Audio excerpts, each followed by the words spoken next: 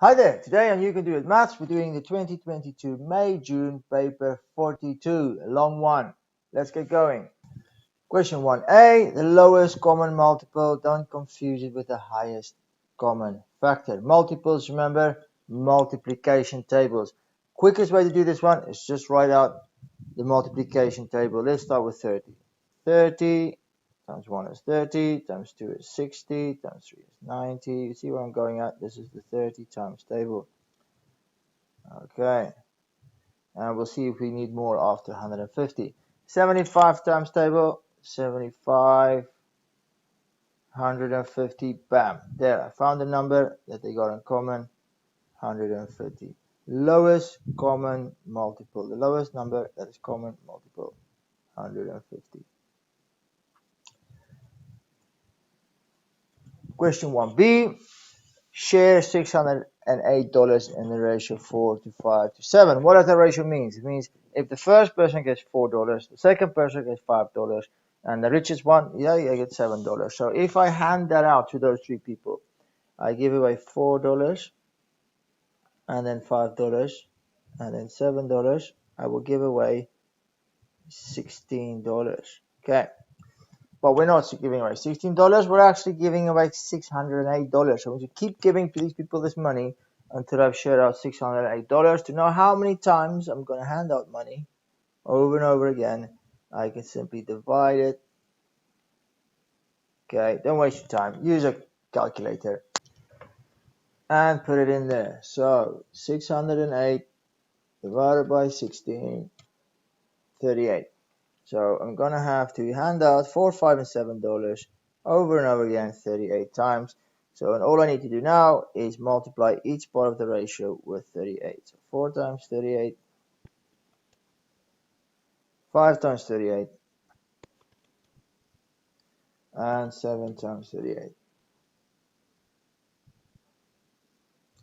Do check if your answer is correct by adding up all those numbers, right? It doesn't count the mark, but it is good to check.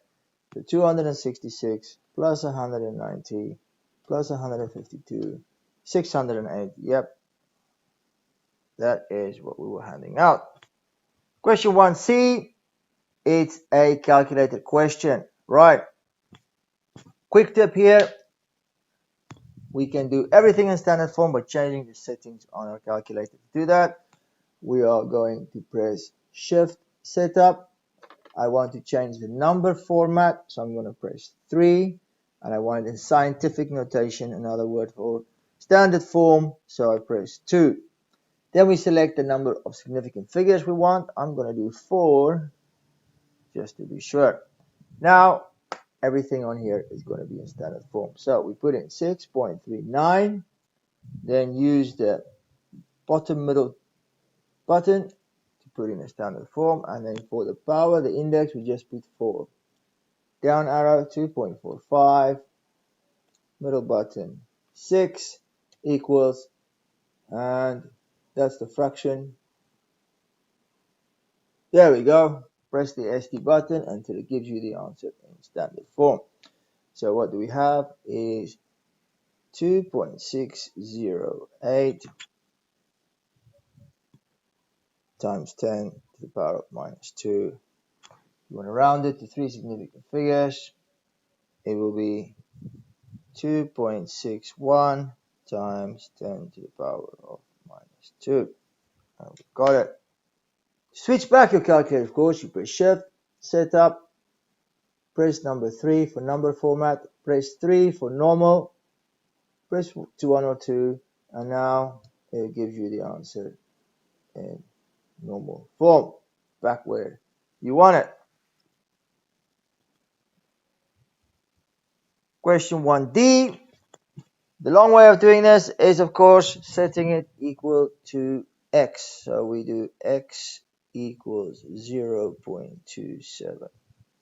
Both the 2 and the 7 recurs. So we're going to multiply both sides by 100.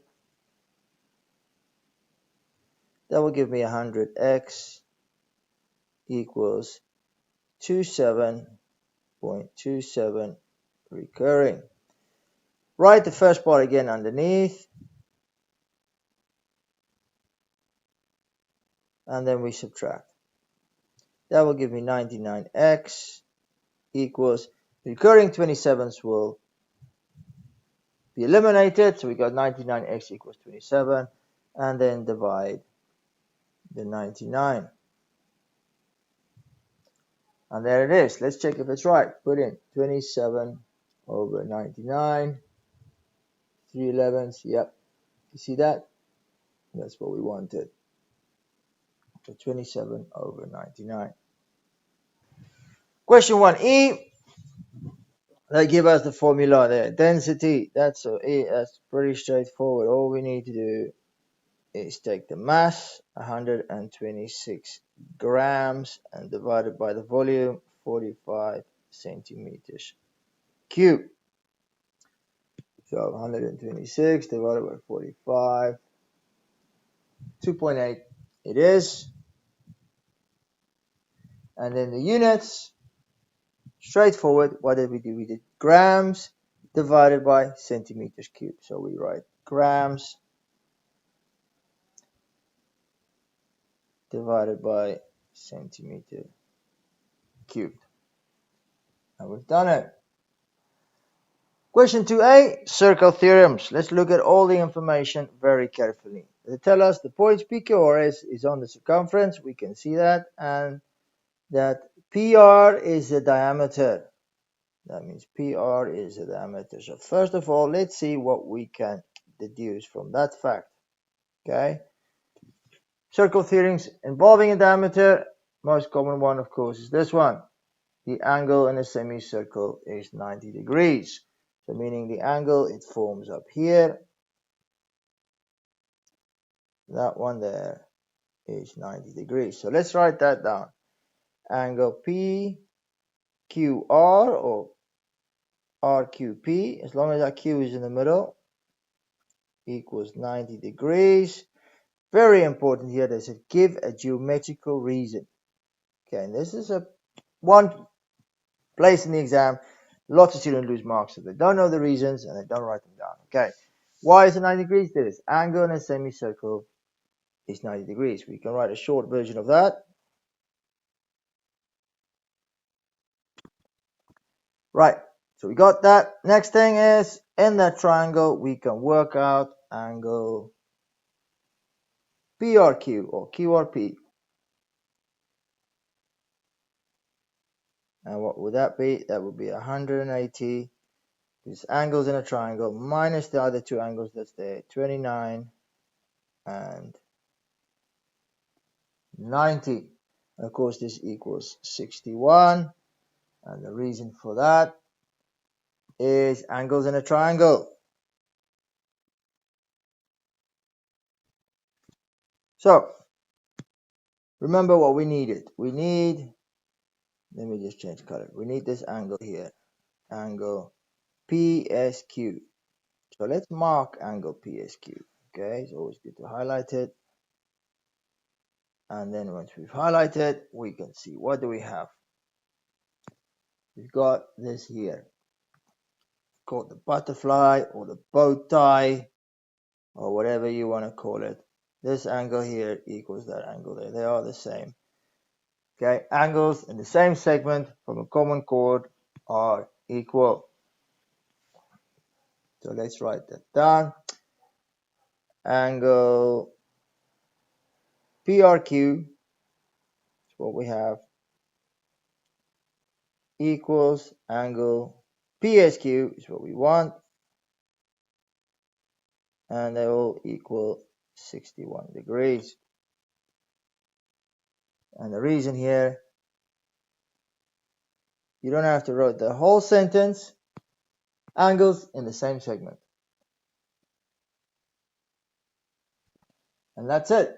Okay, do note you don't get marks for writing down the answers without the reasons. So all of this whole line is 1 mark with the reason. This whole line with the reason, 1 mark.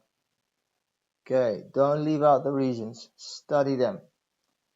Okay, without the reasons, you can maximum score 1 mark. Question 2b, more circle theorems. Let's go through the information slowly.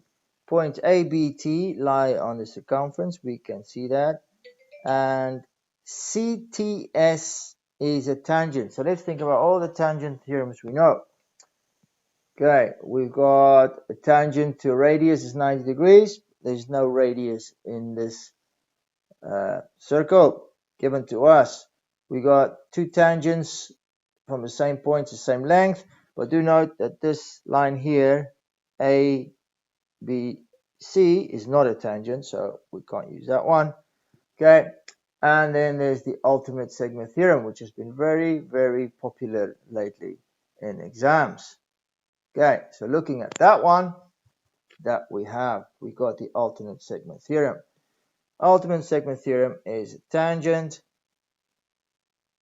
to a triangle inside there, means that this angle here and the alternate segment equals that angle there, 98 degrees. That is the ultimate segment theorem. For this question, luckily, they're not asking any reasons, so we don't need to write that down. Okay, that's what we can deduce from the first line, from this piece of information. Everything is important. Then it says ABC is a straight line and AB equals BT. So what do we have here? Isosceles triangle. So here, if we do 180 minus 98, which is 82. So these two angles together is 82 divided by 2 gives us 41. Okay, so now I got this angle here. That's 41 and 41. All right. What do they want? Angle ACT. So let's highlight that. Angle ACT. This one here, and it forms part of two triangles. Okay. So I guess we're going to use angles in a triangle to find this. In this triangle, we got 41. Do we have this angle here? Yes, there's two ways to find it.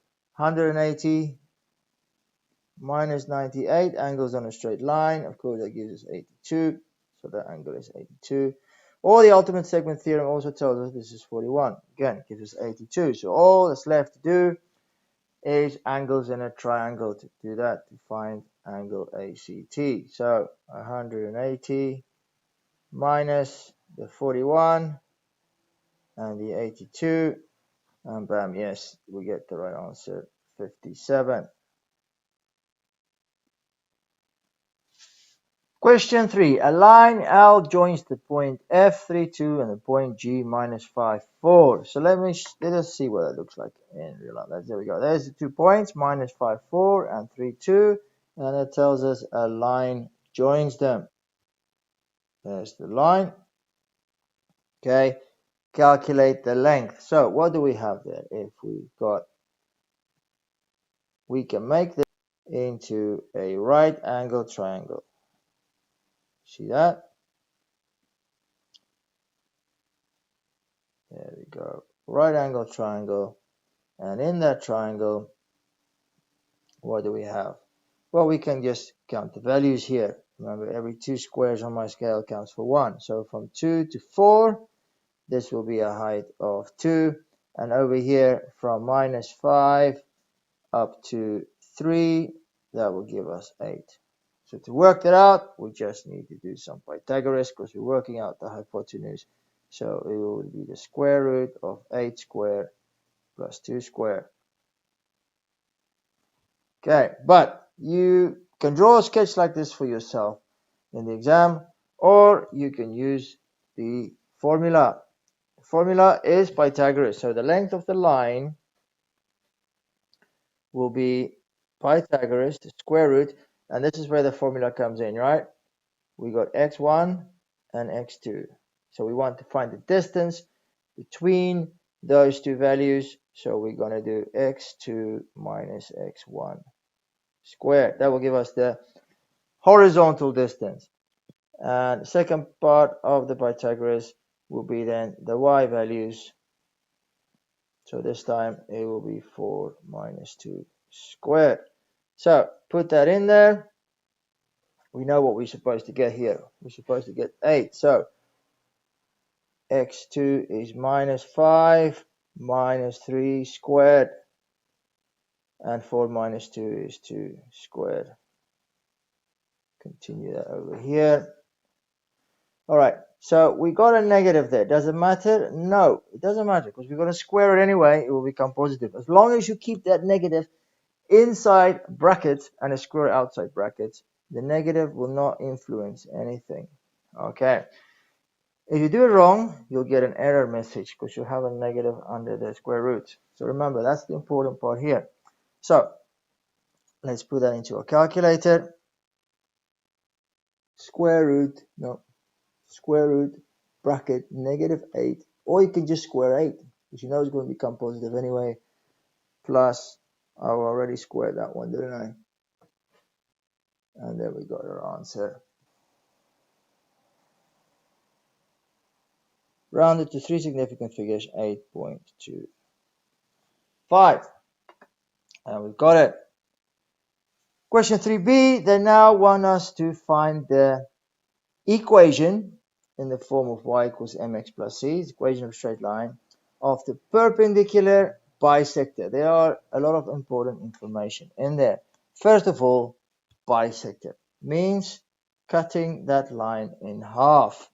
So let's go back to our sketch here. Okay, just declutter it a little bit. Okay, so where is the middle of that line? Let's have a look. Okay, I can just gouge it. You see, that's the middle of the line. But how are you going to use this using maths? Okay, first of all, we're going to have to half this distance here. Okay, which was, remember this was 2, so half would be, the height there is 2 values, from 2 to 4. There'll be 1 down, or equal to 3. So my y value here would be 3. And same here, halfway between -5 and 3 would be -1. That would be the middle of that line. That's where the line needs to go through to cut this line, to bisect it into 2 halves. How are we going to do that without a sketch? Well, again, there's a formula. The formula tells us to take x1 and x2, add it together, and divide it by 2. Add the 2 y values together, and divide it by 2. So what was that again? Let's look at the coordinates. So the first one here, it will be the 2x values, 3 plus -5 divided by 2, and y is 4 plus 2 divided by 2. 3 plus -5 is -2 divided by 2 gives us -1. 4 plus 2 is 6 divided by 2 is 3. So now we got the midpoint. Okay, so we got a point on this line. That's what we wanted. Okay, so we got where it cuts. What else do we need? Right, the perpendicular bisector. So that's going to be a line. So there's a line that's going to go through. Cut that line in the middle. So yeah. So what do we know about this line? Is it's perpendicular, 90-degree angle.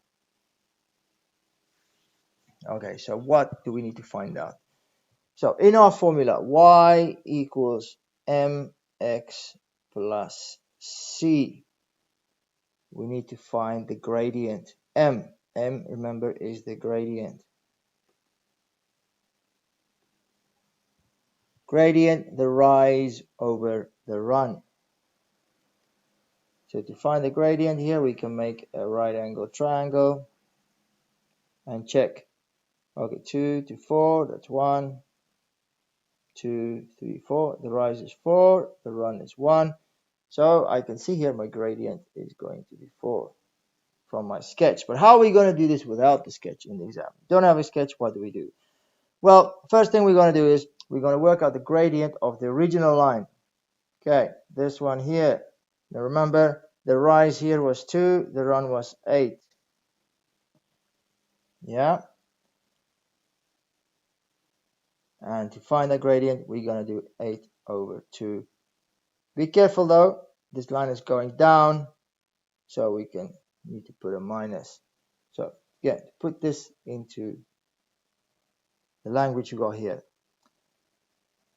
The original 2 points, the gradient of those two, again, we've got a formula. Gradient is y2 minus y1 over x2 minus x1. So we take again our two values up there. That would be, what is y2? 4 minus 2. And the x value is minus 5 minus 3. 4 minus 2 being 2 over minus 8. Simplify it, it's minus a quarter. Okay, it's better what I did before. See that? A quarter, 1 over 4, meaning for every value we go 1 to the side, we go 4 up. Now 4 to the side, 1 up, of course. Okay, so that's the gradient of this line here. Purple one, the orange one. Oh my goodness. Right. Now, as you can see, the gradient of the perpendicular line, we worked that out as 4. So first of all, where the gradient of this line was negative, the green one, the perpendicular line, is positive. So our gradient is going to change to positive, and it's going to swap around. So the gradient of my new line is going to change from a negative to a positive, and we invert that. Okay, you don't have to go through everything I did. You can just remember this. Perpendicular line, the direction change, so the sign changes, and you invert it. 1 over 4 becomes 4 over 1, or just 4. Okay, so I got the gradient. So in my equation, y equals mx plus c, I now have y equals 4x plus c. Now what's the c again? That's the y-intercept.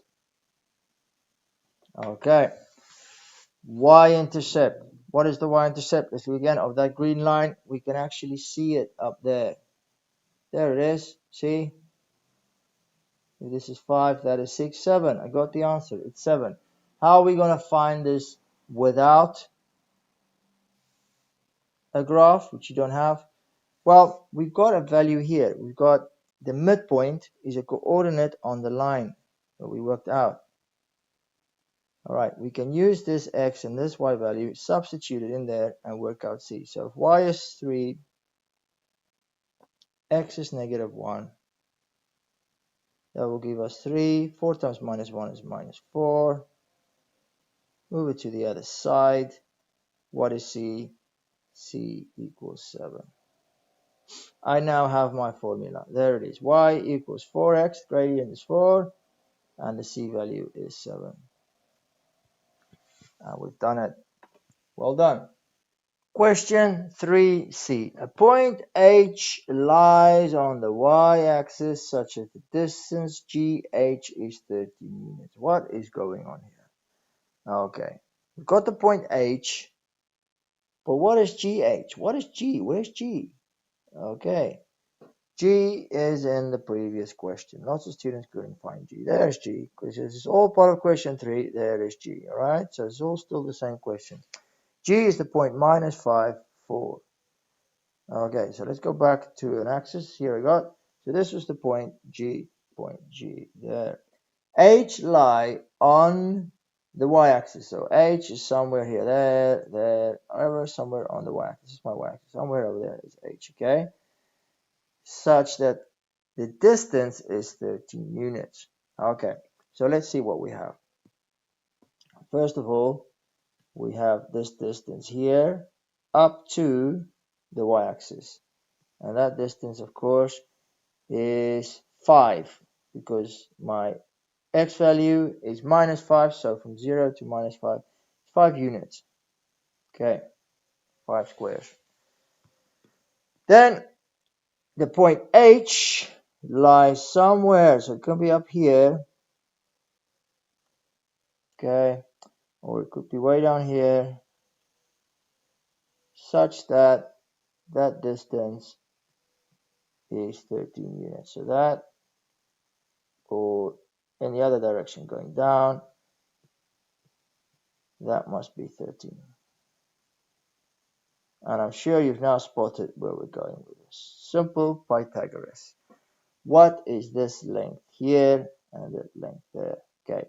Remember that this value here on the y-axis is 4, because the y value is 4. So all we need to do is sum Pythagoras. This is the hypotenuse, okay, not h, the hypotenuse. So we want to work out the distance GH. So the distance GH will be the square root of, what was it? The hypotenuse, which is 13 squared, and then we subtract the other part of that triangle there, which is 5. Okay, and this of course is a Pythagorean triple, that of course gives us 12. So on our sketch here, this distance here is 12 or 12. So we need to go up from our y-intercept there, we need to go up 4. Okay. So good order on the y-axis, of course, the y value is 0. So this is 0 for both. And then going up 12 from 4. So that's 12 plus 4 will give us 16. That will be the highest possible value point of h. And then going down, of course, from 4 down 12. So that will be 4 minus 12, which gives us minus 8. So that value could be minus 8. Okay, having a sketch helps a lot. So in the exam, if you're confused, draw yourself a little sketch to make things more clearly. Question 4, trigonometry, triangles. Remember the following, yeah? When we got a right angle triangle, then we use either Pythagoras, that is if we're working just with the sides, or SOHCAHTOA. That is if we got any angles involved in a right angle triangle. For everything else in triangles, we use either the sine or the cosine rule. So let's start with what they give us. ABCD is a trapezium. Okay, which means these two lines are parallel. The moment you see parallel lines, you think about the three things about parallel lines we know.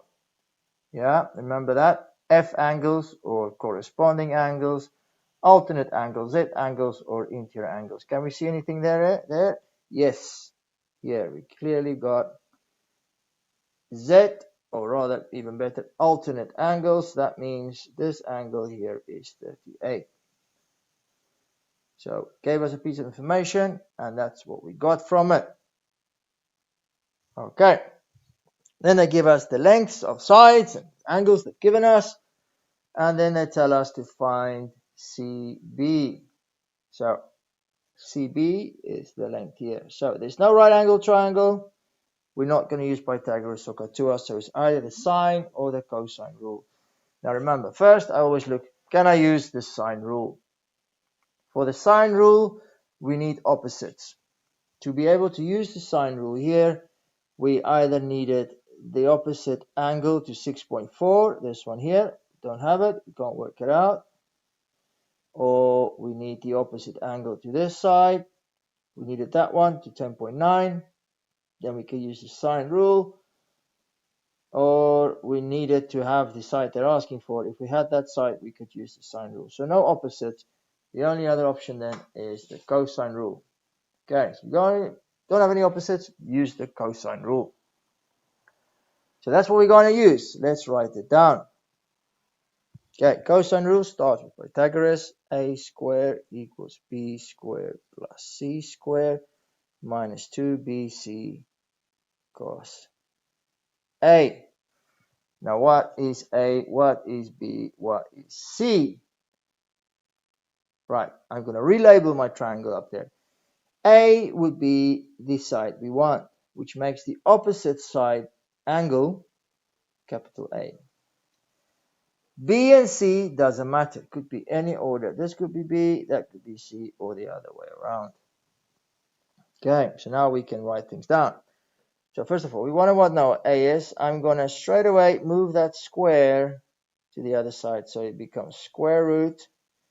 B is 6.4 squared, but I could have used 10.9. That's fine. Either way around works. So B and C, 10.9. Cos capital A is now the angle. So let's put that into our calculator. Square root 6.4 square plus 10.9 square minus 2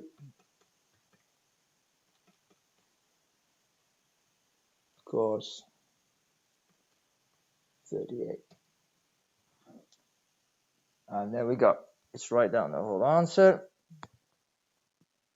7.0588, etc.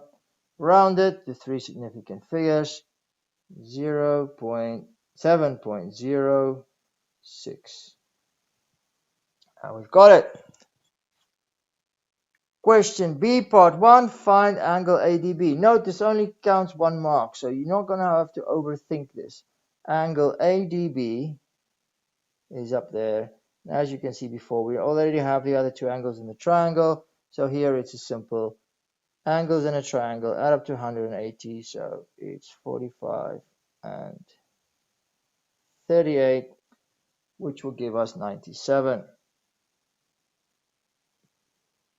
Question 4b, part 2, find AB. So again, we got a side length we need to find. This one here. Okay, now remember what I said. If we're going for the sine rule, we look for opposites. Is there any opposites we can use? Okay, we've just, by the way, worked out this angle here, 97. Okay, opposites, meaning I've got the angle 45, I got the opposite side. That means we can use the sine rule.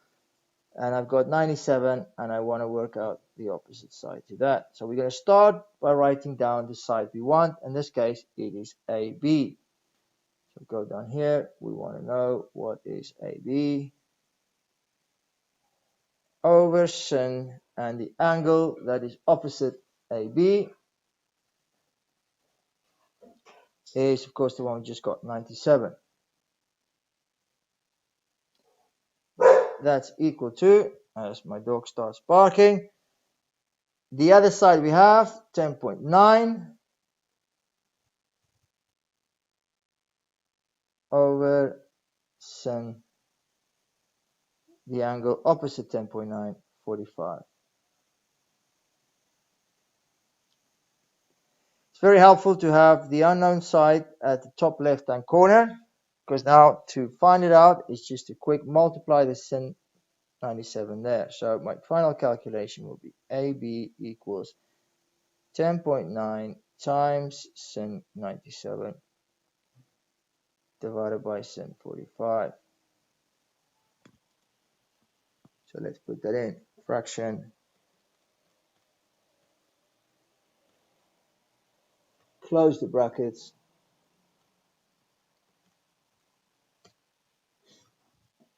and we got an answer. 15.30, lots of zeros, easy to round then to three significant figures. Question 4c, calculate the area of the trapezium. What is the formula for the area of the trapezium? This is one of the most forgotten formulas there ever is. Don't know why. Maybe because you do it back in year 8 or something. Okay, it is half a plus b times the perpendicular height. So what do we have here? A and B is the two parallel sides. So this will be A, that will be B. We got it, great. But we need the perpendicular height. Let's do this in a different color. Perpendicular height means that. What is that? How are we going to work it out? Let's see what we got. Perpendicular means 90-degree angle. And that forms a nice 90-degree right angle triangle. Now remember what I said. Right angle triangles, Pythagoras or SOHCAHTOA. What do we have in this triangle? We've got 10.9, which is the hypotenuse. And we got this angle here, which is 38. Okay, excellent. Let's just label the rest. So hypotenuse 38 degrees. The side we want to know is opposite to that. So that's the opposite side. We're working with O and H. That means we use the sin ratio. So let's write that down.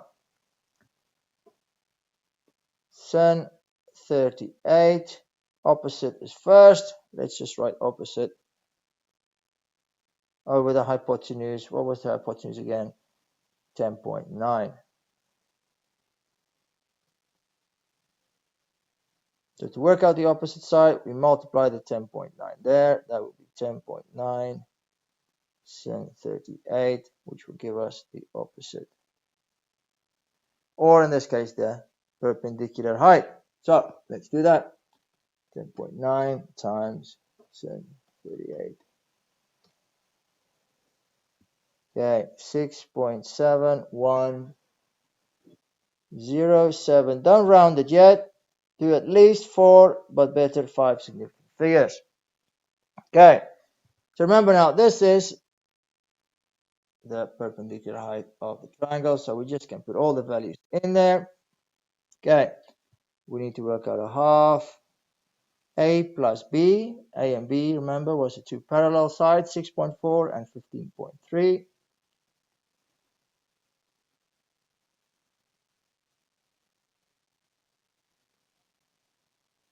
Times the perpendicular height, which is what is on our calculator. So let's do that. Let's start with 0.5 or half times 6.4 plus, you know how many times people put the times there, times, I put it in my previous answer, so my answer is as thorough as possible, and I get the answer 72.811, rounded to 3 significant figures, 72.8, and you've done it. Well done. Question 5.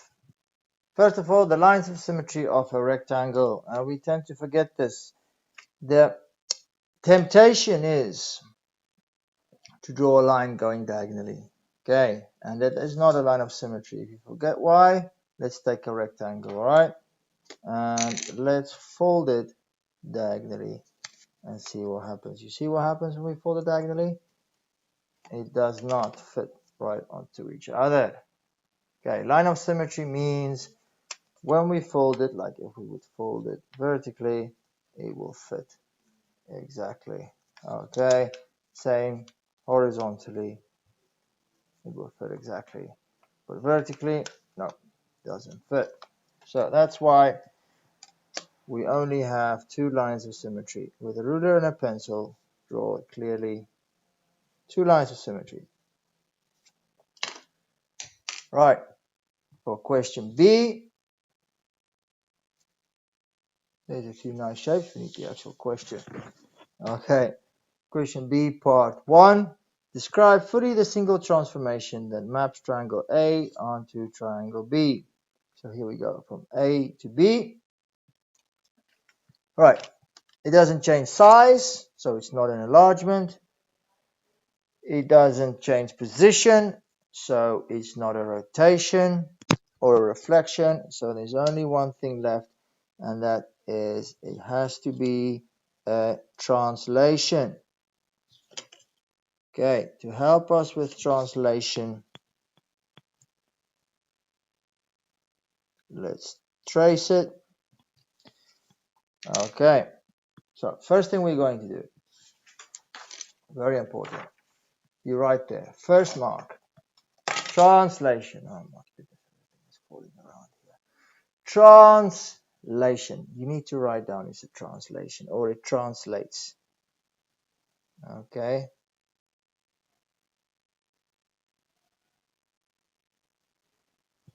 Don't write transformation. Don't write transportation. There's lots of other words people write in the exam which is wrong. Translation. Okay, that's the only correct way. Or it translates. Okay, that is 1 mark. You see, it counts 2 marks. Next thing is the vector. Vector, remember, it's got 2 values, a column vector. So we need to find a number at the top, which tells us left or right, and a number at the bottom tells us up and down. So for this one, to go from A to B, we need to move 1 square to the left. That will be a -1. And 1, 2, 3, 4 squares up. That will be a +4. Right, that's it. 2 marks. 1 for translation, 1 for vector. Don't put a line in the middle. It's not a fraction. Okay, simply 2 numbers in brackets, one on top of the other. Next, triangle A to C. Okay, so here we can clearly see that it's changing position. So it's not a translation and it's not an enlargement. It must be one of 2 things. Either a reflection or a rotation. So my first instinct is going to be rotation. Let's see. Okay, it's definitely rotation because if I rotate it, the orientation is the same. You see that? The only thing we don't know is the center. But this counts 3 marks, so we're going to start by writing rotation. First mark, rotation. Okay, how much does it rotate? You can see it goes like this to that. What is the direction? This way around, anti-clockwise.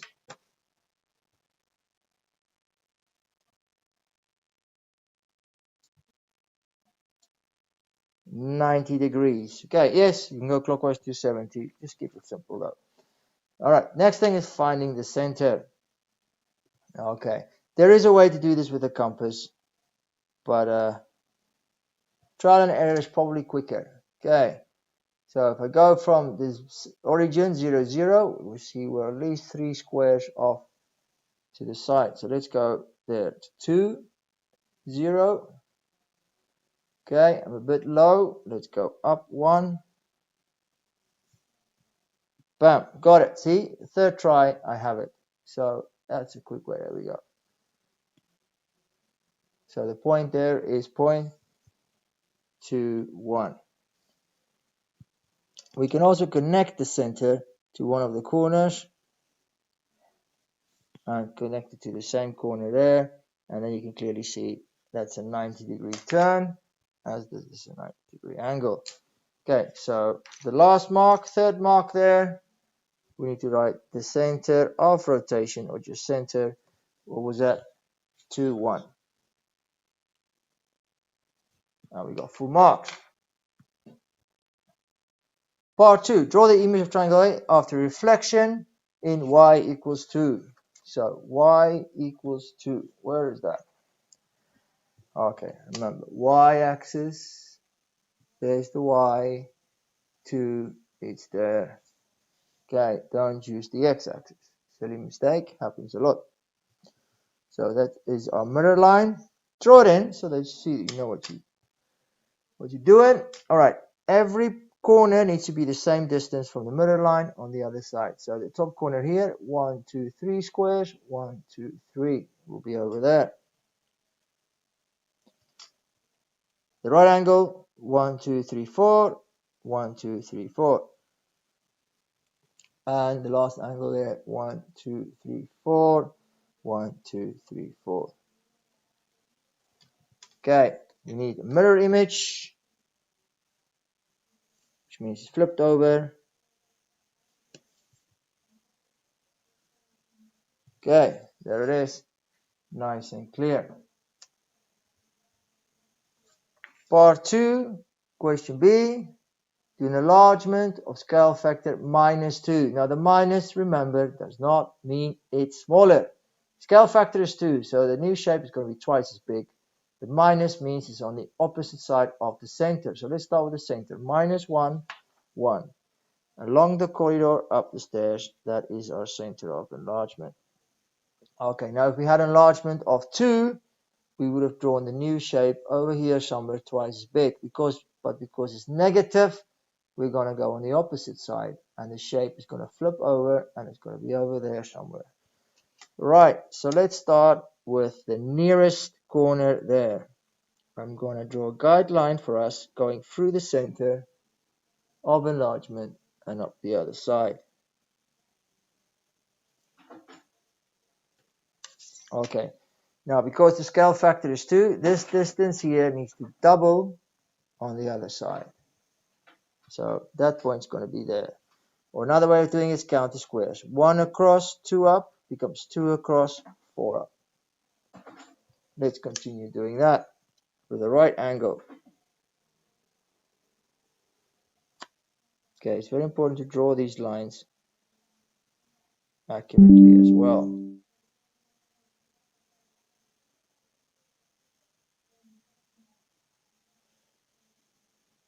Okay, so this distance needs to double.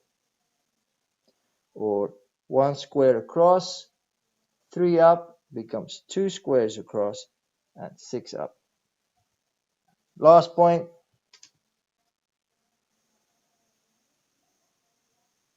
There we go. Right, so this distance needs to double.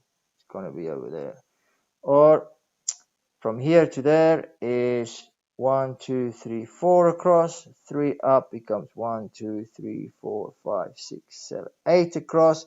And instead of 3, we go up 6. 1, 2, 3, 4, 5, 6. That is correct. Okay, meaning now we got a new shape.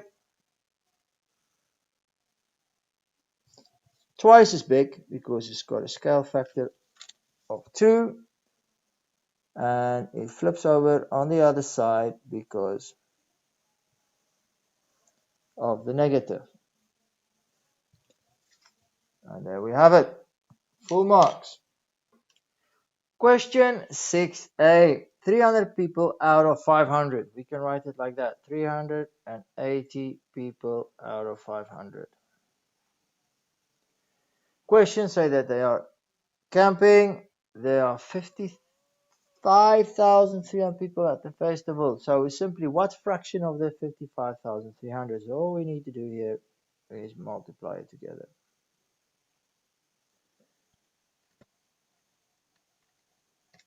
And there we go. 42,028.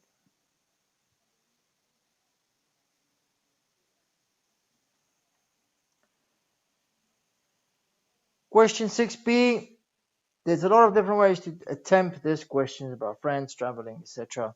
But if you get confused, the best thing to do is draw a tree diagram. So we are picking 2 friends. So the first friend we pick could be one of 3 things. Okay. He could be traveling by car. I'm going to make C for car. By bus, B for bus, or by train, T for train. Okay. Probability of each is simple. Car is 5 out of 12. By bus is 4 out of 12. And by train is 3 out of 12. After we pick the first person, we pick a second one, and there we can go the same. 3 things can happen each time.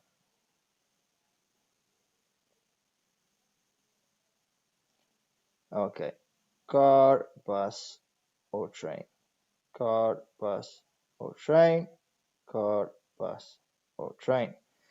Here the probabilities get a little bit more complicated. Okay, let's change color. Tell us we need to focus. Okay. I'm going to write it here at the back. Okay, so for all of these, the new probability will be out of 11 because there's only 11 people to choose from. For the first route here for car, we have picked a person that goes by car. So there's only 4 people left that travel by car. But for the other probabilities, they're all still there. There's still 4 people traveling by bus. and there's still 3 people traveling by train. Okay, the next one here, if we chosen something traveling by bus, there is still 5 people traveling by car.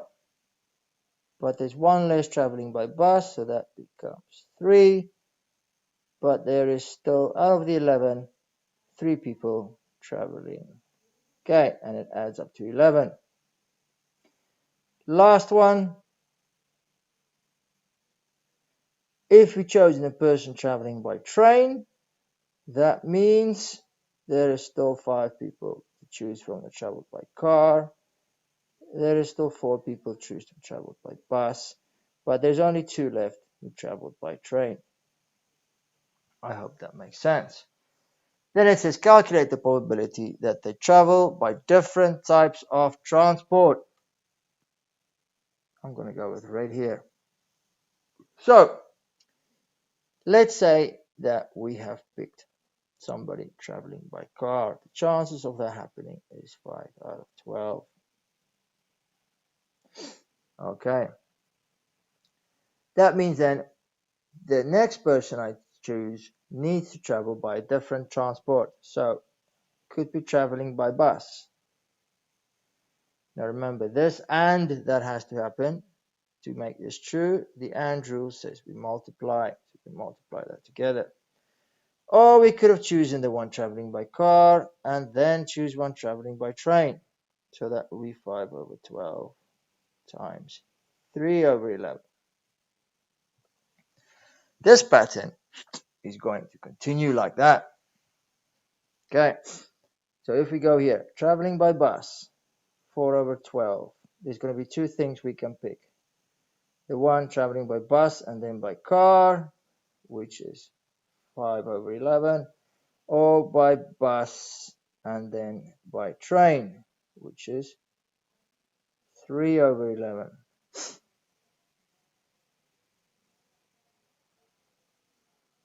Last one, somebody traveling by train. We pick them, that's 3 out of 12. Then we need to choose somebody traveling by car, which is 5 out of 11. Or somebody traveling by train and then traveling by bus, 3 over 12. And 4 over 11. Those are all the possible outcomes that can happen. Let's work that out. 5 times 4, of course, is 20. 12 times 11, what's that? 132.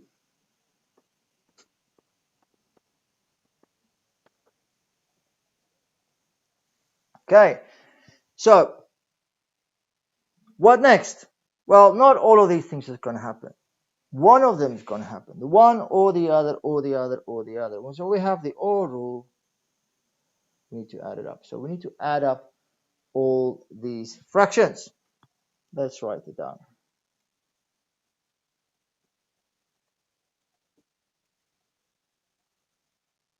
Okay. You will note that they come in pairs, right? 15, 15 out of 103, 20, 20. So there is another way of doing it. I'm doing it the long way, but to make sure we understand. So let's just add them all up. Because all the denominators are the same, we could just add up the numbers. And that will give us 94 out of 132. That will give you full marks. If you want to simplify it, you can to 47 over 66 as it is in the mark scheme. Okay, this is a long way to do it, but it's a thorough way not to leave anything out to make things clear. Well done. Question 6C, Arno buys a ticket. This is a saving. Okay, so if you save something, right, if it gets cost less, it means it's been reduced.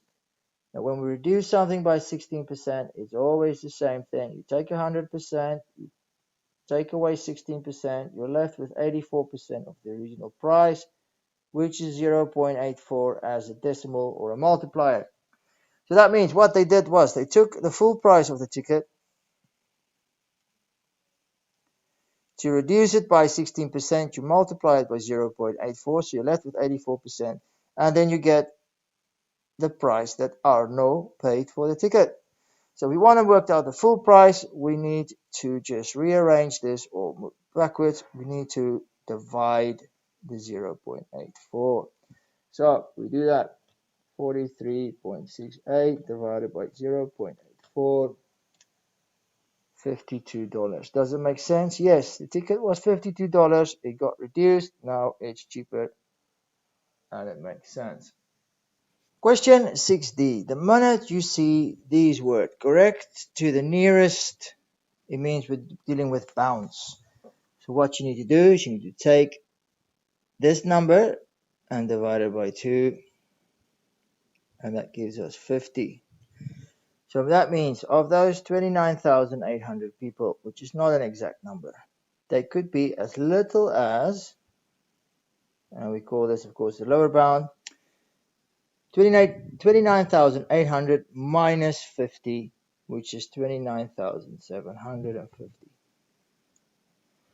Or the upper bound, they could be as much as 29,850. Okay. The same takes for the rate, 400 people per minute. Make that smaller. Okay, correct to the nearest 50 people. So we take that 50 divided by 2, that gives us 25. Okay, so that means of that 400 people per minute, the lower bound will be 400 minus 25, which is 375 people per minute, or the upper bound will be 425. So it's somewhere between 375 and 425 people. All right, now it tells us calculate the lower bound for the number of minutes it takes for the people to leave. What is the calculation? Well, when it says 400 people per minute, that is a formula. We can even draw a triangle, because people per minute means division. So if we put people up there, a minute there, we get the rate. And this is what we have here. 400 people per minute, that's the rate at which people are leaving. What do we want to know? We want to know the number of minutes. So we need to take the amount of people, which we have there, divided by the rate. Okay, so normal calculation will be 29,800 divided by 400. But now we are working with bounds, and we want the smallest possible answer. So to get the smallest possible answer, we need to take the least amount of people and then to make that answer as small as possible, we need to divide it by the biggest possible number, which is the upper bound for the rate. Okay, that will give us the quickest rate, the quickest time for them to leave. So the smallest amount of people leaving at the fastest possible rate will give us the lower bound, 70 minutes. Okay. If you're not sure, you can do the other calculations. We can divide, let's do 29750 divided by 375, and you'll see, we got a bigger answer. Or we do it the other way around, 29850 divided by 375, bigger answer. Or we divide it by 425, again, bigger answer. The smallest answer we could possibly get is 70. And you've done it. Well done. Question 6D, part 2. And we continue with bound. So again, correct to the nearest 100. So take that 100 divided by 2. That gives us 50. So we need to add and subtract 50 to 27,500 to get the upper and the lower bound. So first of all, lower bound will be 27,450. And the upper bound, 27,550. Okay, Now it tells us to calculate the upper bound, the biggest possible answer for the difference between the number of people at the football match and the cricket match. So what was the number of people at the football match? Okay, we had it up here and we had the bounds over here. Let's just change colors. Right, so we got the two bounds over here and we want the upper bound. So we're going to be subtracting. So we want this time to take the biggest possible amount of people at the football match, which is 29850. Now again, to get the biggest possible answer when subtracting, we are going to want to take the smallest amount here to get the biggest difference. So we're going to subtract 27,450. Let's do that.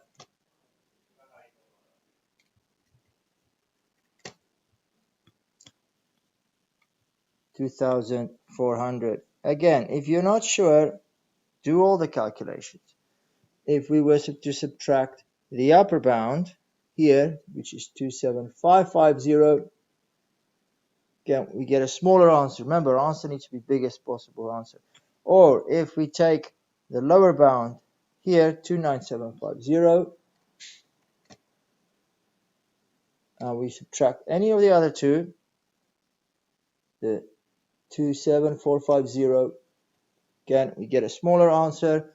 Or if we subtract the upper bound, all the answers are smallest. 2,400 is the biggest. We got it right. Question 7, they give us information about the mass of 150 children. Right, so there's 12 children that weighs between 0 and 10 kilograms. And it goes all the way up to 18 children with somewhere between 14 and 50 kilograms. They want us to calculate an estimate of the mean mass. Now remember, mean, we need to add it all together and divide them by how many there is. So what is everything we need to add together? It is the weight of the children. So we're going to start with the first 12 children. We have to add up all their weights, but we don't know exactly how much they weigh. That's just why we're doing an estimate, because we don't have their exact weight. And we're going to assume that because they're between 0 and 10, the average weight of these students will be 5. So we take the midpoint and we multiply together. So those 12 students, those 12 kids, those 12 children together will weigh roughly an estimated 60 kilograms. And we just need to continue this pattern. Next, we take 38 children and we estimate that they weigh on average 15 kilograms.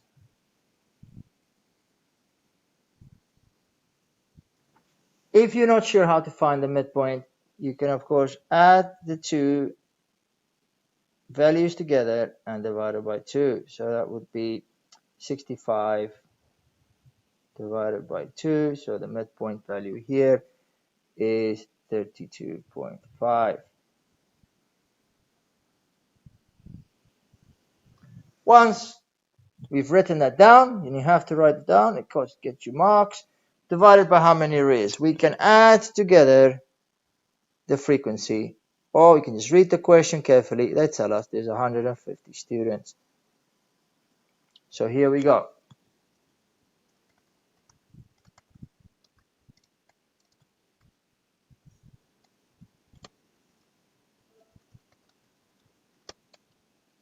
Right, 25.23 recurring is what I get.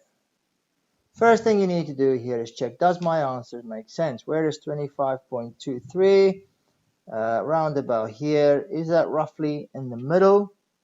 Because it's an average. Yeah, it's close to the middle, so my answer is viable. It's possible that it's correct. Okay, but it's always good to do at least twice to see if you got it right. In this case, it is correct. Okay, it's important to show you're working out as well.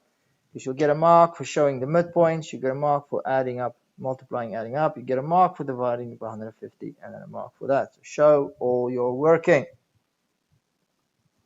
Question 7b, histograms. First thing we want to do is remember the formula for what we use for histograms. Okay, and I remember this simply by knowing the frequency, meaning the amount of people, or children in this case, is always the frequency density being the vertical axis times the class width being how wide my bars is. So in the table here we have the frequency, class width CW is how wide these classes. Remember, before we used the middle point, now we use how wide it is. From 0 to 10 the class width is 10. Here again, from 10 to 20 the class width is 10. 20 to 25, that's 5. 25 to 40 is 15, and that's 10 again.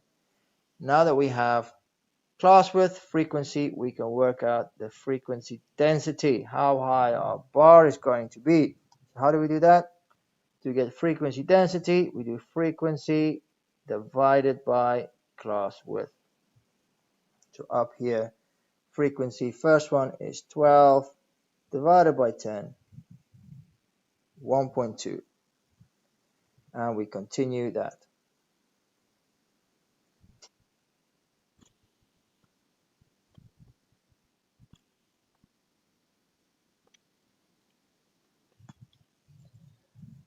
Okay, we got everything we need now. We got the frequency density. So for the first, let's take a pencil, of course. Always take a pencil.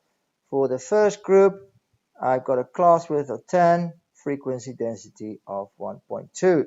So we do that. Look carefully at the scale on the vertical axis. Each one square counts 0.2. So we go one square above and we draw it. And we continue like that.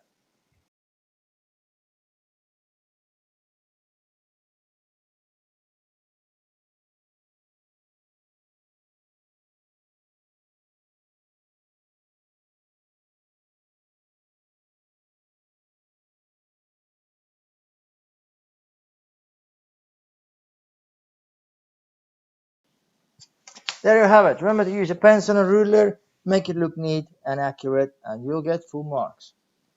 Question 7c. Cumulative frequency means we're adding them up as we go along. Running total. So the first year, students that weighs less than 10 kilograms, and that were 12 students. Okay, so 12 students less than 10 kilograms. Okay, I'm going to just swap colors here again so we don't get confused. Okay, students less than 20 kilograms will be those 12 that we just get plus these 38. All of them weighs less than 20 kilograms. So what would that be? 50 students. Then students weighing less than 25. So now we need to add these 30 students. All of these adds less than 25. So add 32 to 50. And that will be 82. All the students weighing less than 40, so we add that other 50 to it.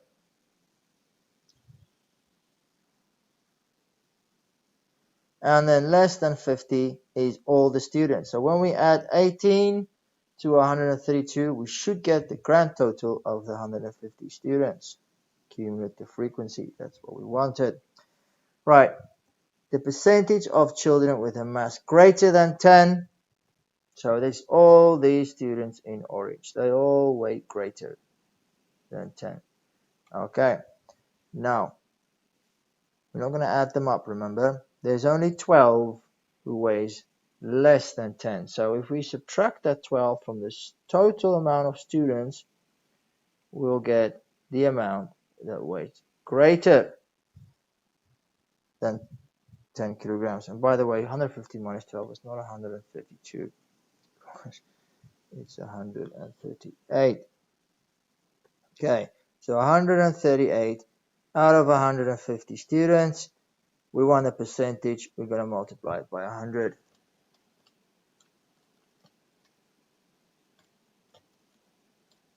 And there we go, 92%. And we got it. Full marks. You're a genius. Question 8a, solving. So that's where we move things around or subtract from the both sides. So word of advice here, we can start with subtracting 11 from both sides, 11p, but I don't like to do that because it means we'll end up with a negative p. It's not wrong doing that. What is better is to move that 3p. So let's add 3p to the other side, or 3p to both sides. That will give us 10 equals 3 plus 14p. Next will be to subtract the 3, so that gives us 10 equals 14p. Last step, divide by 14, so 7 divided by 14 of course gives us a half, or 0.5, whichever way you like to write it. Question 8b, make m the subject. Okay, again, the headache. There is two m's. There's an m there, there's an m there, and in the end we only have to have one m by itself. Okay, students always tell me there's two m's, this is impossible. That's not. What we need to do is get all the terms with an m on one side and everything else on another side. So I'm going to subtract the mg there. So we got the mc squared, and from that we subtract the mg, and the minus 2k, which doesn't have an m in it, we move to the other side. That becomes a positive 2k. All right, good. Now we got all the m's. At least we got it on the same side where we want it. Next thing is to make those two m's one m, and we do that by factorizing it out. So we put the m in front of the bracket. Inside the bracket goes the remainder of those terms. Okay, sweet, isn't it? Now we got 1m. Now that is m times everything in the bracket. So when we move everything in the bracket to the other side, we are going to divide it. So 2k is being divided by everything over there. If you want, you can keep it in brackets or not. Doesn't matter. And that's our final answer. Done it. 2k over c squared minus g. Brackets optional. Well done.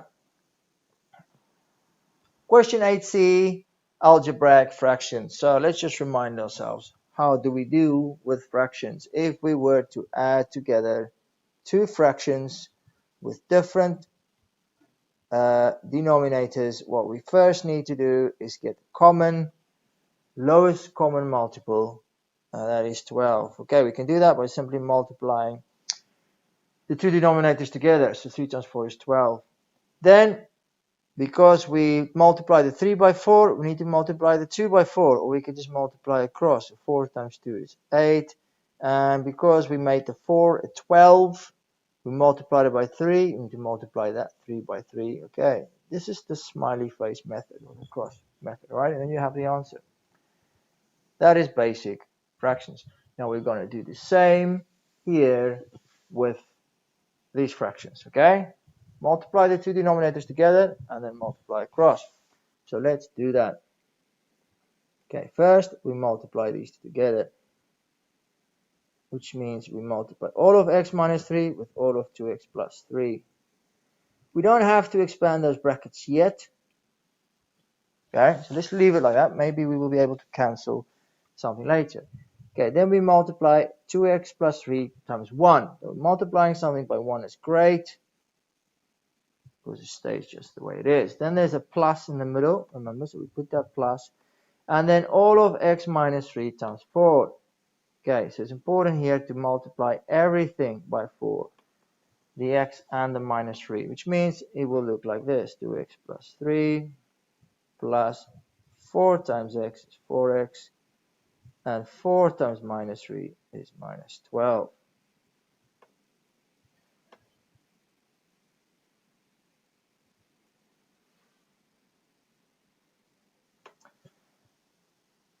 Let's simplify now.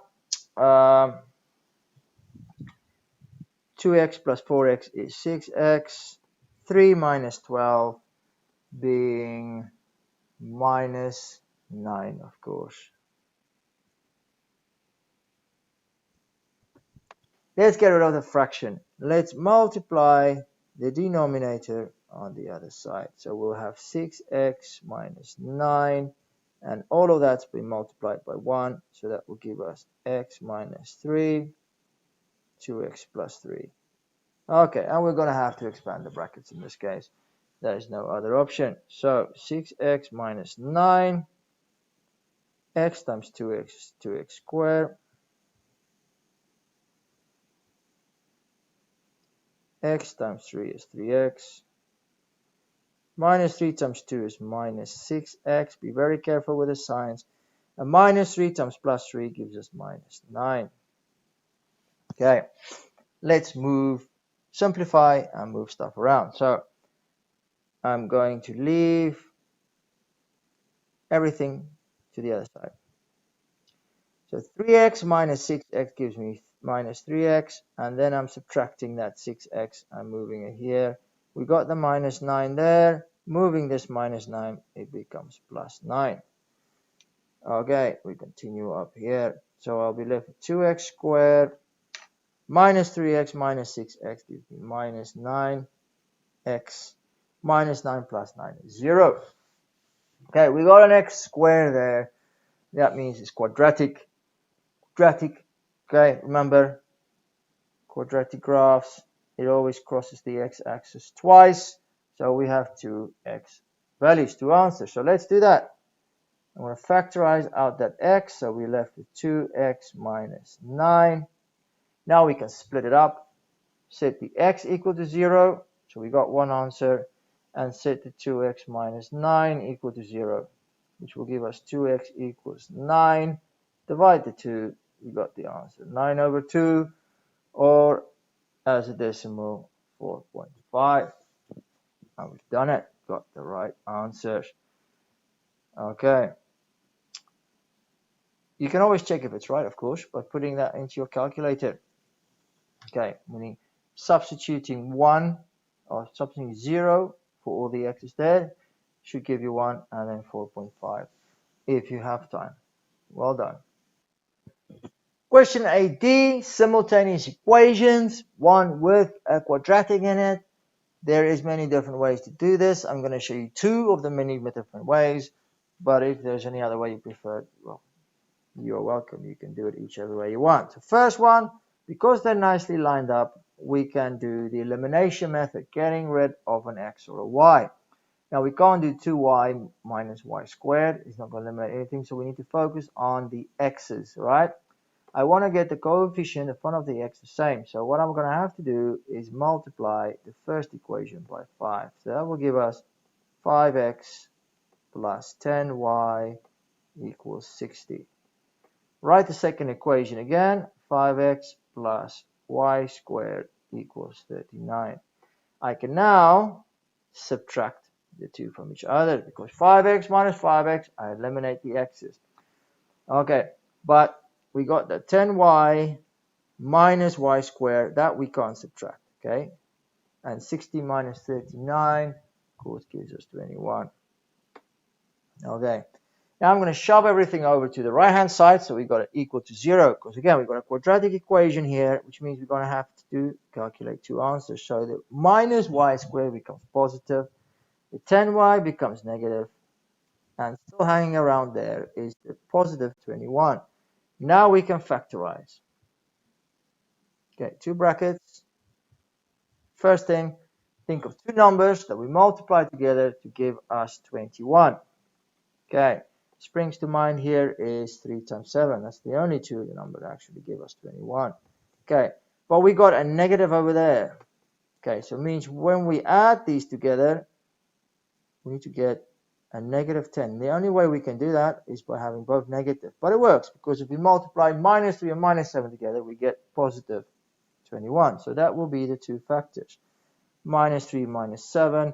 We can now set each bracket equal to 0, and we got the two y values.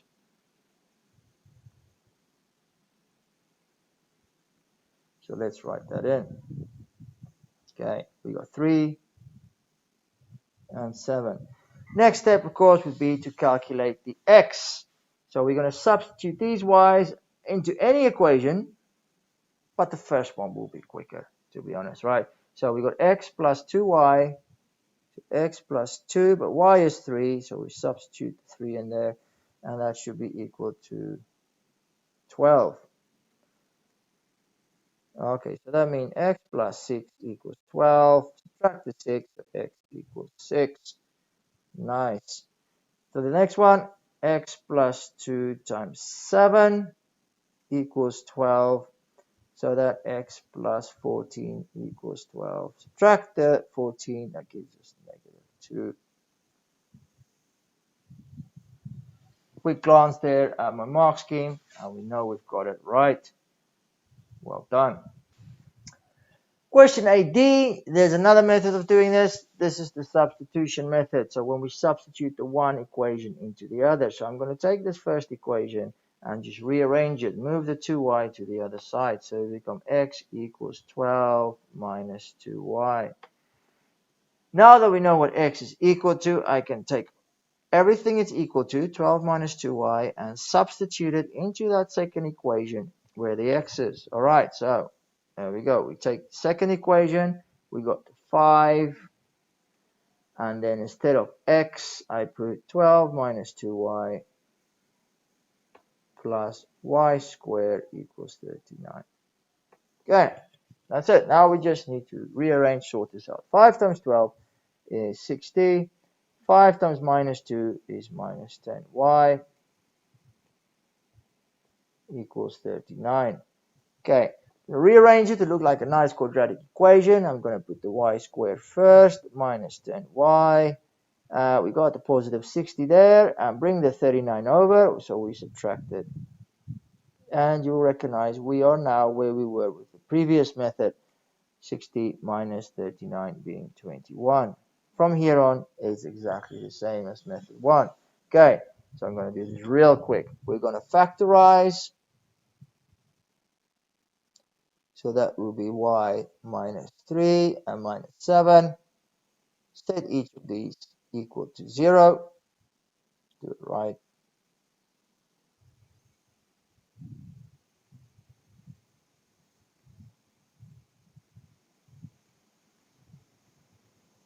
So we get y is 3 and 7. And then substitute these back into the top equation.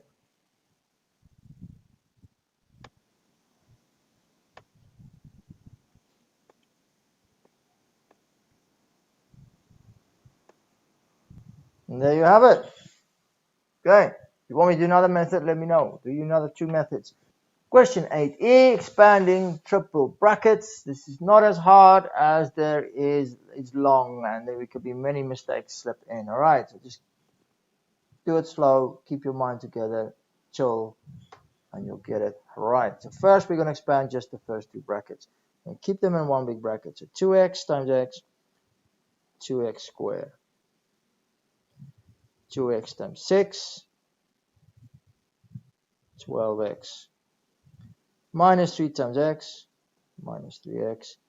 Minus 3 times 6. Negative and positive makes it negative. Okay. Making sure the signs are correct is very important. Not losing anything along the way, like the x minus 4. That is important. Now we simplify it. 12x minus 3x is a positive 9x. We're just subtracting. We're not multiplying. Okay. Don't try to skip any steps either, because that's again where the mistakes sneak in. Okay. Now we need to multiply all 3 terms in the first bracket with the 2 terms in the second bracket. And to help us a little bit, let's throw in some color. Okay. So I'm going to start with the 2x squared times the x will give us 2x cubed. And the 2x squared times the minus 4 will give us minus 8x squared. That's the first term. Then we do the 9x. 9x times x is 9x squared.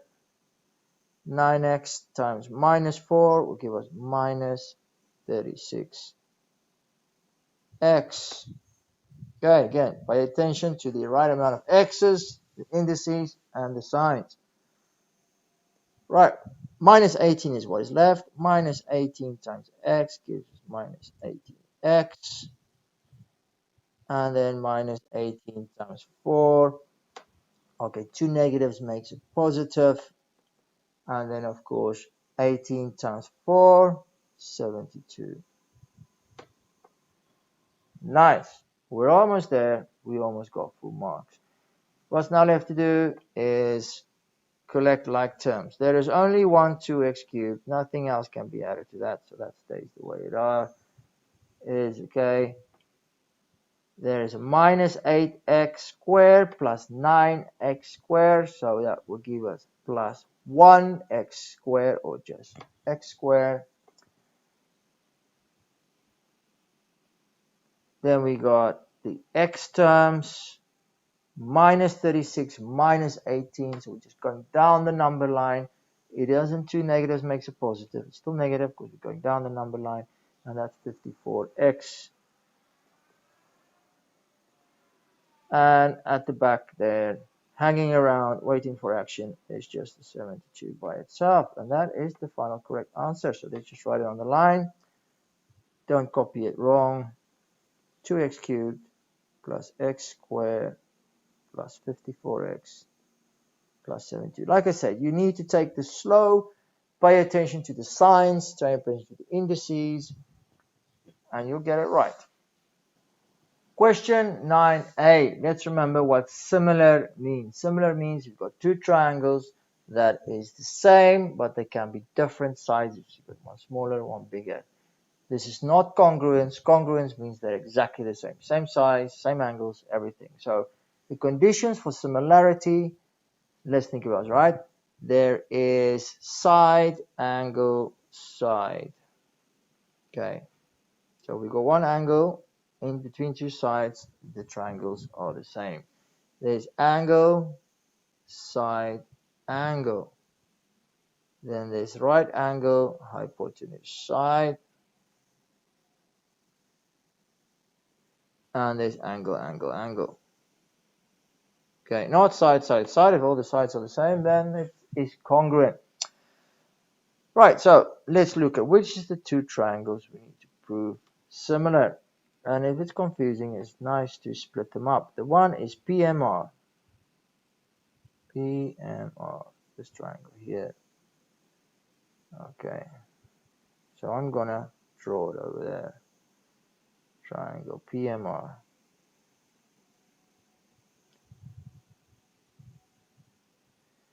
The other triangle is triangle SMR.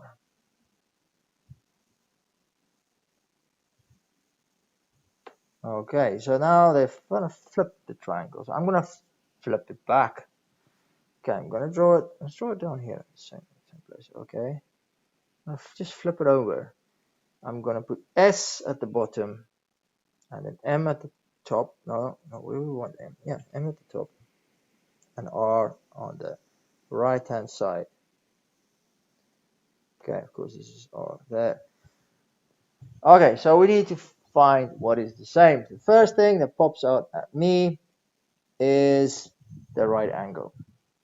That angle and that angle is right. Or over here, the big triangle, that one there is 90, and of course that one is 90. So let's write that down.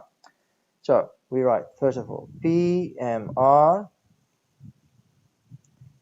equals MSR, and they all equals 90 degrees. Okay. Reason, this is given to us. Okay, so I think the fact that we wrote is equal to 90 degrees. Okay, but you can write, okay, right angles given. Write as much as possible. Right angles given. They kind of told us that. Okay, but the fact that they're both 90 means they're equal to each other. So that is a reason.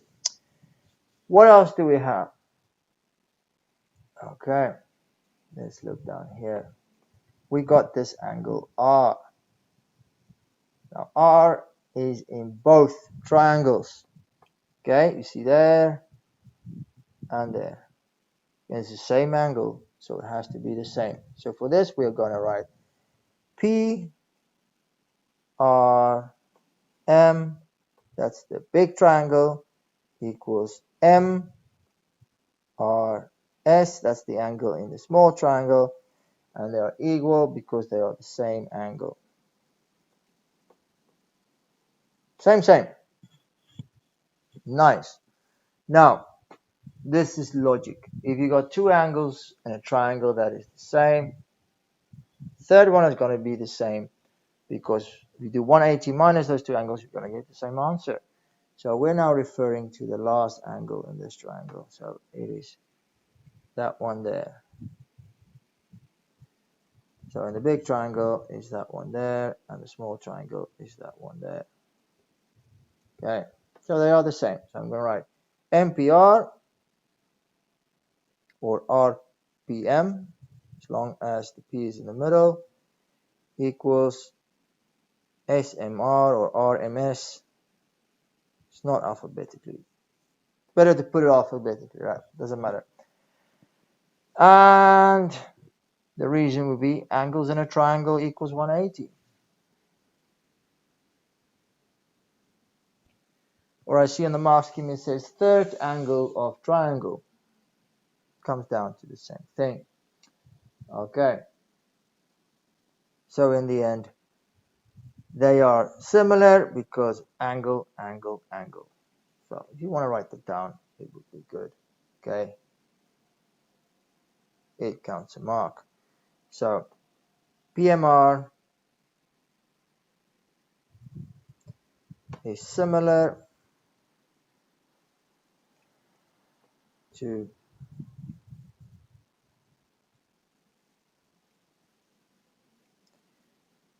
and use this language, angle, angle, angle, that is in the syllabus. All examiners will understand it. And that is how you get full marks. Question 9b, and we're still doing similarity. Okay, so this time they give us two similar triangles, and we need to find x. So this is all about the ratio of the sides. So angle x over its corresponding side on the other side, 4.5, will have the same ratio as, okay, we put the first triangle, biggest triangle first, 9.9 over 8.1. It's important to get that order right. So to find x, we just need to multiply the 4.5 there. So we 4.5 times 9.9 over 8.1. Okay.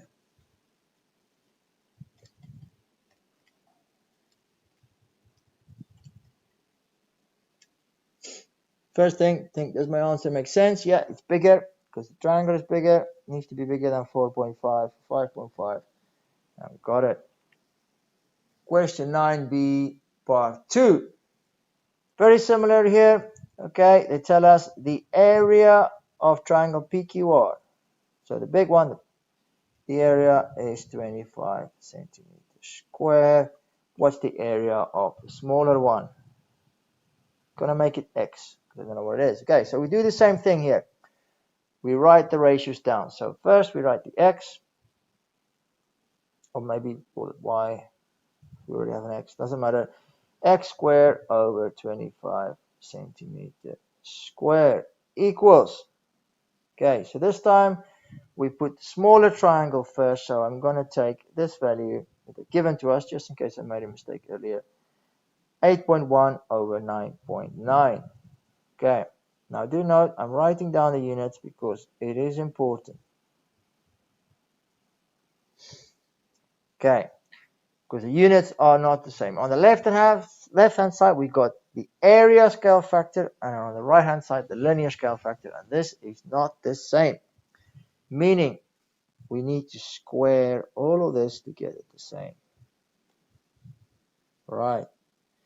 So for my final calculation, we're going to do this. So x equals, I need to multiply the 25 there. Remember, this square doesn't mean square 25. It only indicates the units are in squares. So don't get confused with that square. Okay, so it's 25 times, and here, yes, we need to square the 8.1 and the 9.9. I can leave the units out now. So that's my working out.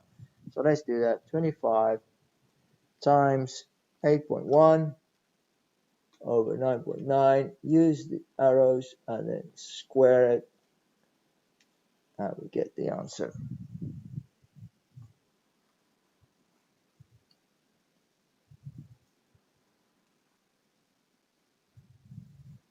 Okay, rounded with three significant figures is 16.7 centimeters square. Question 10, inequalities. And in this question, there is a little booby trap. So I'm going to, again, show you two methods how to do that. How to avoid the booby trap or how to handle the booby trap, yeah?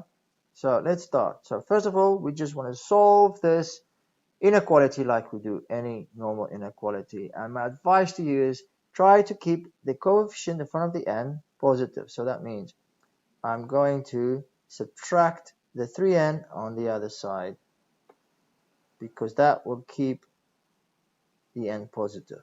Okay, so I got a positive 2n.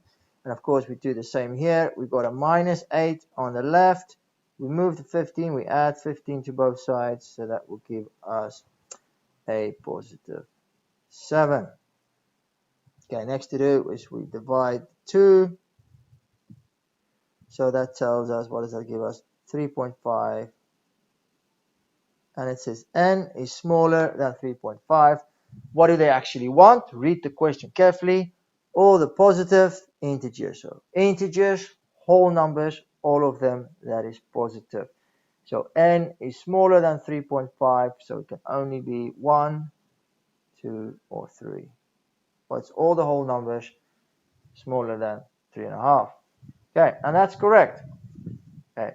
Like I said, there's a booby trap, and we didn't fall in the booby trap this time. But what can happen is the following.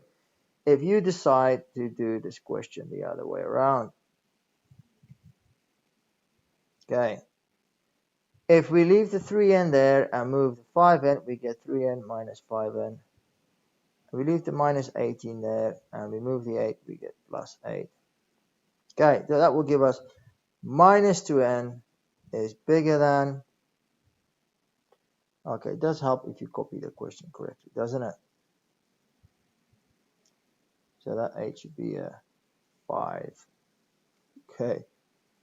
Minus 2n equals minus 7. That's better.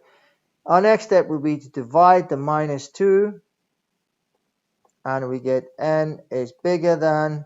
2 negatives makes a positive 3.5. So what is n? Okay, find all the positive integers, right? So n is bigger than 3.5. So all the positive integers is 4, 5, 6, 7, infinite. It's all of them bigger than 3. Okay, you see we got a different answer this time. Before we had n is smaller, n was on the little side, now n is bigger. This is the booby trap.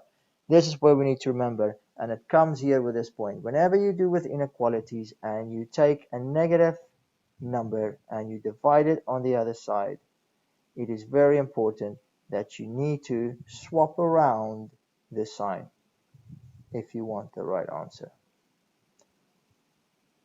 And that is very important. That's the booby trap. That's the thing to look out for. To avoid it, keep it positive. The n, the x, the y, the coefficient, keep it positive. But if you ever do have to divide by negative, remember, flip the sign and you'll get it right. Question 10b, we are lucky this time. They give us the equations of the lines, so it makes it a lot easier. So to find these three inequalities, let's first look at the easiest one is the vertical line x equals 4. So the equation of that line is x equals 4, but the inequality refers to the point, the area r. So what we want is everything to the right of that line. So that of course means x is bigger than 4. Bigger, remember, because when we have a dotted line, we always use the more than or less than sign, and when it's a solid line, it's more than or equal or less than equal. So just the more than sign, don't put the little line underneath. Right, let's do the next one. 10y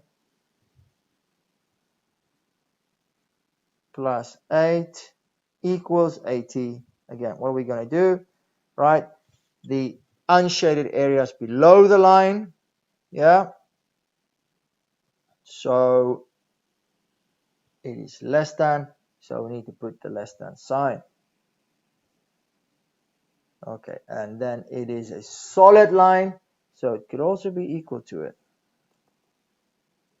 Right, last one, we got 2y and x minus 4, and this time it's above the line, so we're gonna put more than.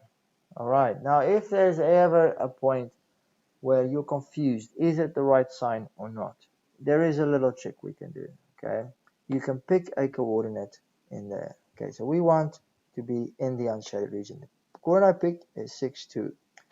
I'm going to put that coordinate into this equation to see if I've put the right sign.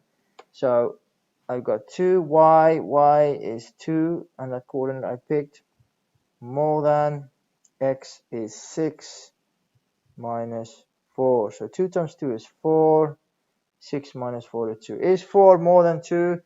Yes, I know it's correct. See? It's true. Whereas if we pick a point, let's pick a point that's not this where it should be, like there, and the shaded region. I picked the point 7, 1. All right, let's put that in there. So now I've got 2, y now is 1.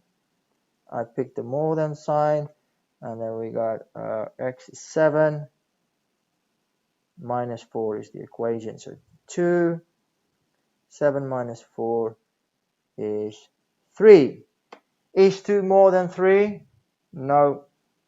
So that is the wrong area. That would be the wrong sign for the area, but we put the right sign. Okay. That's one way of checking it, to know if you got it right. Part 2, write down the largest value of 3x plus y in the region R for integers x and y. So the largest value. So what they're asking is, if we take the x coordinate, let's use a color here, multiplied by 3, add the y coordinate, what is the largest possible value I can get? So what we need to do is pick spots in the region to get a big value. Let's try that. Let's try that coordinate there. Okay, that's the coordinate 5, 3. So if I take the x coordinate, substitute it in there, so that's 3 times 5, and then the y is 3. What do we get? 15, 18. Okay, is that the biggest value? I don't know. Let's pick another point in there. Okay, if we were to go one up there, that looks very high up. That could be a good answer. 5, 4. Okay, yeah, that's better. Let's try that. 3 times the x value is 5 plus the y value is 4. That gives us 19. It's bigger. Is that the best one? What about if we go towards the right? How far can we go towards the right? And it seems like this is the furthest we can go. That would be 7, 2. 7, 2. So let's try that. 3 times 7 is the x value plus 2 the y value. 21 plus 2 is 23. Ah, even better. Okay. Now I don't have anything below. Let's try this 1 point more. 6 and 3. You probably know the answer by now. If we do 3 times 6 plus 3, no, that only gives us 21. Seems the biggest answer. Possibly we could get 23. Okay. Bit of trial and error, a bit of logic, and you have it. Question 11a. That rectangular sheet is made into a tube, pipe, cylinder, open-ended cylinder, like they say it, right? So remember now that the length of the rectangle, when we fold it, would form the circumference of that tube. Okay, and what we want to know is the radius. Okay, so we got working here with circumference and radius. What's the formula for circumference of a circle? Yes, it's pi d or 2 pi r. So 2 pi r is the one we're going to use. So we got the circumference now. Okay, it's 28. So we got 28 equals 2 pi r. So to find the radius, we just need to divide that over there. So 28 divided by 2 pi. Let's do that. 28 divided by 2 pi. Bam. Okay, now they say show that it rounds to 3 significant figures. So it's very important that you write down the full unrounded answer. Not the full, but a bunch of digits. Okay, and then show. All right, when I round that, it gives me 4.46. centimeter. Question 11a, part 2. Calculate the volume of a cylinder. So remember this, that to get the volume of the cylinder, we need to work out the area of the cross section, like any prism, and then multiply it by the length, which in this case is 20, we got from over there. Okay, so the volume of a cylinder is the area of the circle, which is pi r squared, times the length or the height in this case. So it's pi 4.46 squared, which we got from there, times the height, which is 20.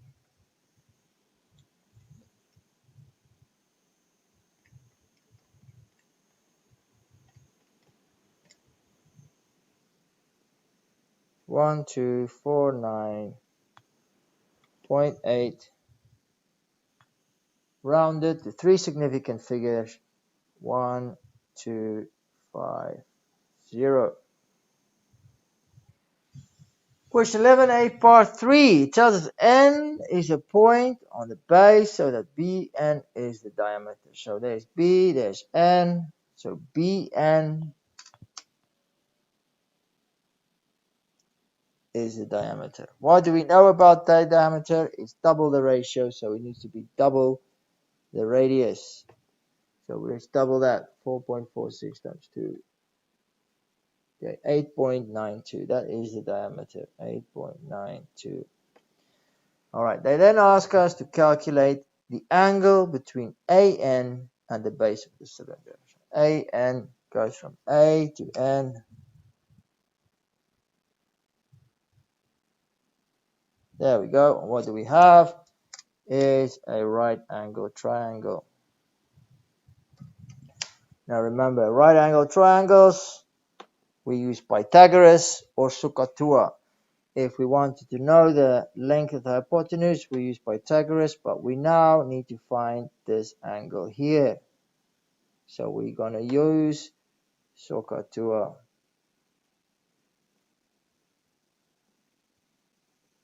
Let's just label this triangle for us. Okay, the angle here, let's call it X. We got the opposite there, which is 20, and the adjacent here, which is 8.92. So we're using the opposite and the adjacent. We're going to use the ton ratio. So we write down ton, then X is the angle we want. The opposite side is 20, and the adjacent, remember what was that? 8.92. So the calculation we need to do, move the ton across, that's the inverse of ton.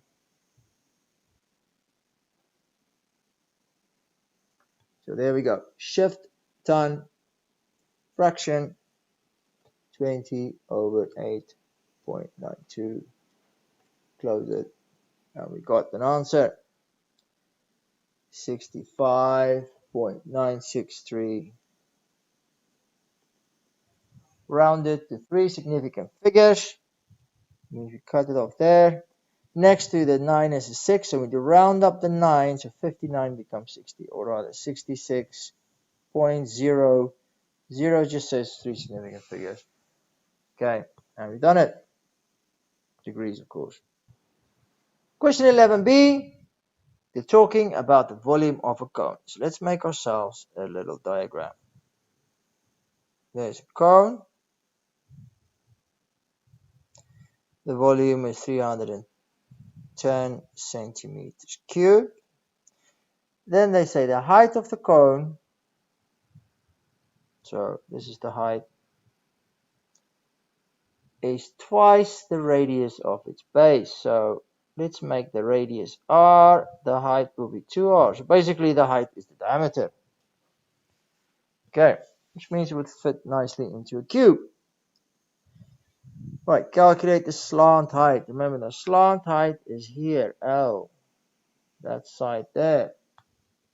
So let's just substitute what we know into the formula they've given us. So volume, there it is. We know that is 310. That is equal to a third pi Do we know what's the radius? No. So we're just going to put r squared. Do we know what's the height? No, but we know that is 2r. Okay, let's put a times there to make the mathematics correct. So let's deal with this. Let's deal with this best we can. Okay. Okay. First thing I can do, I'm going to squeeze it all together. So a third times 2 is 2/3 pi, and then r squared times r is r cubed. Now we can rearrange. I'm just going to take all of this and divide it on the other side. 310 divided by 2/3 pi. And then, before I work anything out, I'm going to move that cube as well, so it will become cube root. So 310 divided by 2/3 pi. That will give us the radius. Let's see if it works. So, shift, so I got cube root, put in a fraction, 310, down arrow, put another fraction, 2/3, side arrow, put in the pi, equal. So that must be the radius.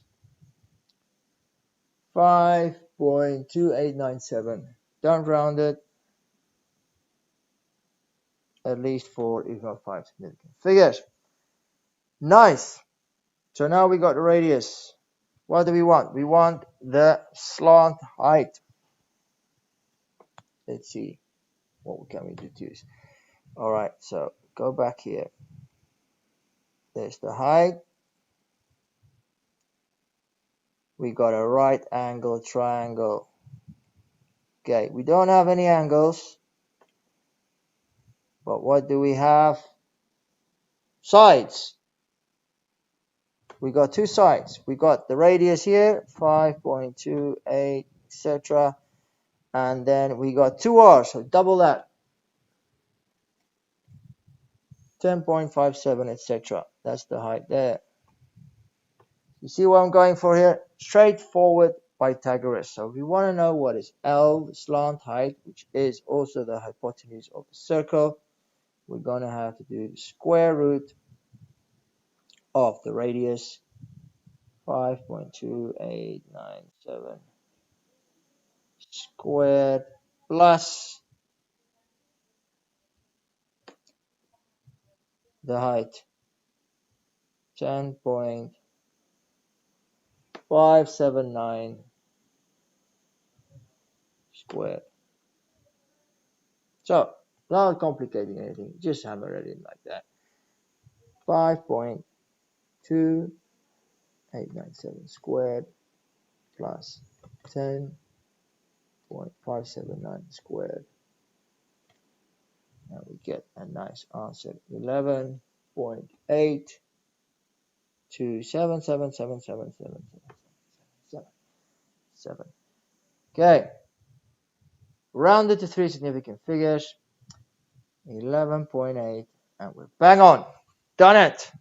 Got it right once again. Question 12. They're trying to scare us, but we're not going to get scared. It is actually very straightforward. The moment we're talking about a gradient on a curve, we need to think differentiation. So let's differentiate that equation at the top.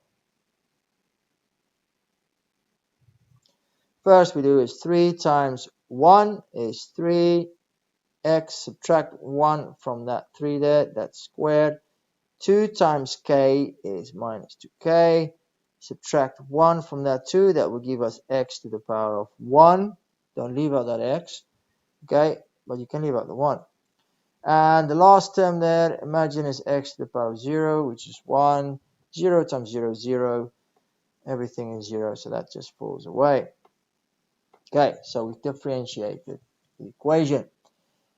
The next step would be look at the information. So they tell us when x is 2. So let's change that x for a 2. So 3, 2 squared minus 2k and another 2. Then the gradient is 6. So that should be equal to 6. Now we just need to solve this. 2 squared is 4. Minus 2 times 2 is minus 4. 3 times 4 is 12. Subtract the 12.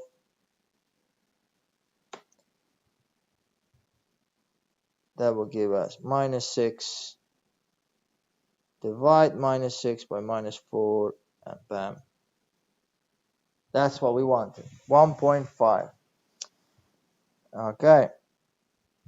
Now, find the coordinates of the two stationary points. There is the equation now. So remember this. We got a cubic equation here. Cubic graphs look something like that. Stationary points is where it turns, and if we were to draw a tangent to those stationary points, what do we have? Okay, a gradient each time of 0. Okay, so that's all we need to do. So again, we need to take the differentiated equation, which we kind of did already before. Let's just do it again. So again, 3 times 1 is 3. Subtract 1. This time 2 times 1.5 is 3. Subtract 1 from that 2, so that's 1, and it falls away. So we've got a 3x squared minus 3x. Okay. And now the gradient is at those points 0. So now we just need to solve this. The first thing I'm going to do is factorize. They've got a common factor over 3 and an x. So I factorize of 3x. That would leave me with, just make it look like it. Don't get in a hurry. Make it look nice. Right, minus 1. So always double check, yeah? 3x times x is 3x squared. 3x times minus 1 is minus 3x. Yep, I did factorize it correctly. Now I can split it up. 3x equals 0. So that means 0 divided by 3. Can you do 0 divided by 3? Yes, you can. You can't do 3 divided by 0, but 0 divided by 3. Yes, that is 0. And x minus 1, that means x equals 1. Good. So, if I need to update my sketch here, right? That is not quite correct. It would look something more like this. Okay, we'll have a turning point where x is 0, turning point like that, and then when x is 1. Something like that. All right, that doesn't matter. Just a bit of extra info. So we got 0 and 1. Now to find the y intervals. To do that, we need to substitute these x values into the original equation. So the first one there will give us x is 0, so y equals 0 cubed minus 1.5, 0 squared plus 1. That's nice. Everything is just 0 except for that 1 hanging at the back. So there we go, 0, 1. So this point here, that will be 0, 1. And the next one, y equals 1 cubed minus 1.5, 1 squared plus 1. What is that? Just a half. 0.5. And that's it. So this point here would be, oh, it's even wrong. So it will be above the line. You got it. The answer is correct. Question 12C, last question. There it is. They actually want us to draw it, and I've been drawing it all along. All right, so this is straightforward. We got the two turning points, right? Two turning points, 0, 1, and 1, 0.5. 0, 1, let's say it's 0 on the x-axis, 1 on the y-axis, and the other turning point, 1 and 0.5 So 1 on the axis, 0.5. So those will be our turning points. Let's write it in. It's important to write these things in. So this will be 0, 1, that point there. And this point here will be 1 and 0.5. Okay, so take your pencil and then we draw it. So this is the turning points. So there we go. It turns, and then it turns up again. Okay. I don't like it. I don't like what happened there. But luckily I use a pencil so I can rub it out. Yeah, that's it. That's pretty clear. That's all they want. Okay. It has to be the minimum point here in the first quadrant and the maximum point there on the y-axis. Indicate the coordinates so that they see you know what you're doing. And there you go. Full marks, A star. You've done it. That is enough for today. Go take a break. I'm certainly am going to take a break. Please let me know if you find this helpful. Comment, like, subscribe, and I'll see you again soon.